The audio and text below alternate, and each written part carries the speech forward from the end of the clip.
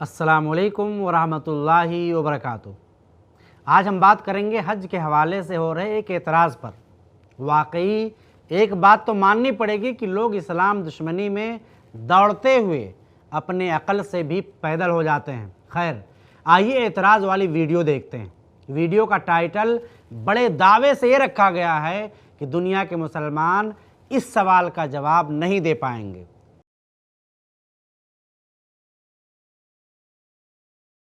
कि यदि पत्थर के अंदर केवल शैतान ही हो सकता है तो उसमें जन्नत की, उसमें अल्लाह की निशानी कैसे आ सकती है। जी हाँ, आप बिल्कुल ठीक समझे।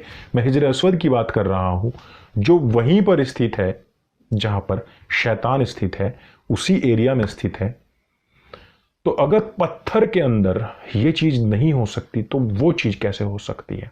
मान लो कि वो जन्नत से आया है, इसलिए वो जन्नत की निशानी है, इसलिए उस पर दिया हुआ बोसा तुम्हारी कयामत के दिन जन्नत के लिए तुम्हारी गवाही देगा कि ये बंदा हज पर आया था। हालांकि हज का कोई जिक्र कुरान में नहीं है, जो कि अल्लाह की किताब थी। हो सकता है अल्लाह ऐसा बताना भूल गए हों, वो बहुत भुलक्कड़ भी हैं। तो अब ऐसे में यदि वो जन्नत का है, इसलिए उसको तुमने अपने नबी, अल्लाह, जन्नत, आखरत, कयामत और तुम्हारी गवाही का सबूत मान लिया है, पवित्र पत्थर मान लिया है, क्योंकि वो जन्नत का है। तो मेरे बच्चों, ये भी तो बताओ कि शैतान भी तो जन्नत से आया था।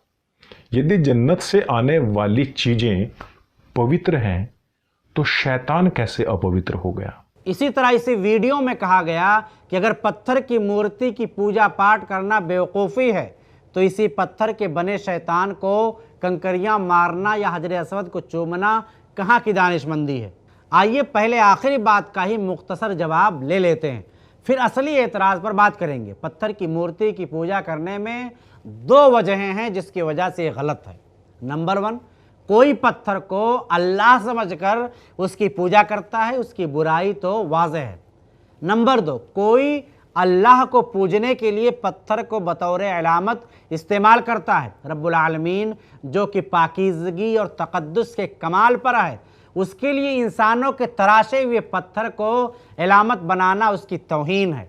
अब इसी बात को मुसलमानों के नुक्ते नज़र से यूँ देखें। नंबर 1, क्या कोई मुसलमान पत्थर को शैतान समझकर मारता है? ऐसा कोई मुसलमान नहीं करता, इसलिए ये बात सिरे से बेमाना हुई। नंबर 2, कोई मुसलमान पत्थर को अलामती तौर पर इस्तेमाल करके शैतान से अपनी नफ़रत और लाताल्लुक़ी का इजहार करता है।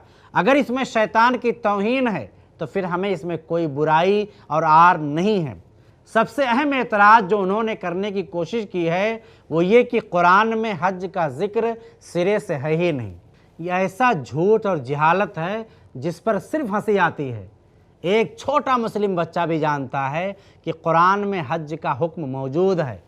भुलक्कड़ एतराज़ करने वाला है जिसको ये तक पता नहीं ना कि अल्लाह ताला, जिसने सूरा नंबर 19 आयत नंबर 64 में अपने बारे में कहा है, वमा काना रब्बुका नसिया, यानी तुम्हारा रब कुछ भी नहीं भूलता। खैर, हम बात कर रहे थे कुरान में हज के हुक्म पर। अल्लाह ताला ने सूरा नंबर 3 आयत नंबर 97 में फरमाया, यानी और लोगों में से जो लोग काबा तक पहुँचने की इस्तिताअत और ताकत रखते हों, उन पर अल्लाह के लिए उस घर का हज करना फ़र्ज़ है। और अगर कोई इनकार करे तो अल्लाह दुनिया जहान के तमाम लोगों से बेनियाज है। इसी तरह सूरा नंबर 2 आयत नंबर 158 में है, यानी इसमें कोई शक ही नहीं कि सफ़ा और मरवा अल्लाह की निशानियों में से हैं। इसलिए जो शख्स अल्लाह के घर का हज या उम्रा यानी ज़ियारत करे तो इसके लिए कोई गुनाह की बात नहीं कि वह इन दोनों पहाड़ों के दरमियान सई कर ले, यानी चक्कर लगाए। और जो शौक़ और रग़बत के साथ कोई नेकी का काम करे तो अल्लाह उसका बड़ी कद्र करने वाला शाकिर है, क्योंकि वो नीयत व आमाल का खूब जानने वाला है। बाकी रहा मसला पत्थर के अंदर शैतान रहने वाली बात, तो हम अलग से एक एपिसोड में चर्चा कर चुके हैं कि इस्लाम ने किसी भी पत्थर, ख़ासकर जमरात के पत्थर के बारे में हरगिज़ ये नहीं कहा है कि इसमें शैतान रहता है। हम ये बता चुके हैं कि मिना के मकाम पर रमी करना यानी कंकड़ मारना हज़रत इब्राहीम और हज़रत मोहम्मद सल्लल्लाहु अलैहि वसल्लम की सुन्नत और तरीक़ेकार भी है। और अपने ज़ाहिर व बातिन को शैतानत से महफूज रहने की रिहर्सल और तरबियत भी है। जिस तरह जमरात पर बाहर के शैतान को कंकरियां मार कर इजहार नफरत किया जाता है, इसी तरह हर शख्स को चाहिए कि वो बातिन के शैतान को भी संगसार करने की कोशिश करे। और ये हमने क्लियरली बताया था कि अलामती तौर पर शैतान को कंकर मारा जाता है, ना कि हकीकत में। रही बात जन्नत से आने का मतलब पवित्रता बताना, ये एतराज़ करने वाले की खुद की जहनी उपज है।